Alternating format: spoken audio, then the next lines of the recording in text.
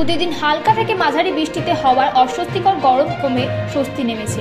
এই মুহূর্তে বঙ্গোপসাগর থেকে প্রচুর পরিমাণে জলীয় বাষ্প রাজ্যে ঢুকছে, যার ফলে রাজ্য জুড়ে বৃষ্টির পরিস্থিতি তৈরি হয়েছে। আগামী কয়েকদিনে উত্তরবঙ্গে বেশিরভাগ জেলায় দুর্যোগের আশঙ্কা। আজ বৃহস্পতিবার দিনের আকাশ মেঘলা থাকবে, রাতের দিকে বজ্রবিদ্যুৎ সহ বৃষ্টিপাতের সম্ভাবনা রয়েছে।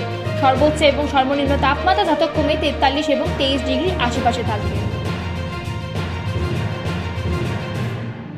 প্রতিদিন হালকা থেকে মাঝারি বৃষ্টিতে হওয়ার অস্বস্তিকর গরম কমে স্বস্তি নেমেছে।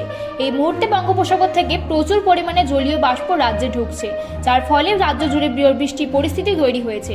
আগামী কয়েকদিনে উত্তরবঙ্গে বেশিরভাগ জেলায় দুর্যোগের আশঙ্কা।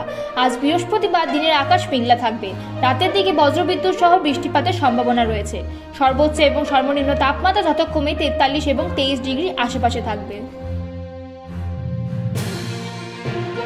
প্রতিদিন হালকা থেকে মাঝারি বৃষ্টিতে হওয়ার অস্বস্তিকর গরম কমে স্বস্তি নেমেছে। এই মুহূর্তে বঙ্গোপসাগর থেকে প্রচুর পরিমাণে জলীয় বাষ্প রাজ্যে ঢুকছে, যার ফলে রাজ্য জুড়ে বৃষ্টির পরিস্থিতি তৈরি হয়েছে। আগামী কয়েকদিনে উত্তরবঙ্গে বেশিরভাগ জেলায় দুর্যোগের আশঙ্কা। আজ বৃহস্পতিবার দিনের আকাশ মেঘলা থাকবে, রাতের দিকে বজ্রবিদ্যুৎ সহ বৃষ্টিপাতের সম্ভাবনা রয়েছে। সর্বোচ্চ এবং সর্বনিম্ন তাপমাত্রা যথাক্রমে 43 এবং 23 ডিগ্রির আশেপাশে থাকবে।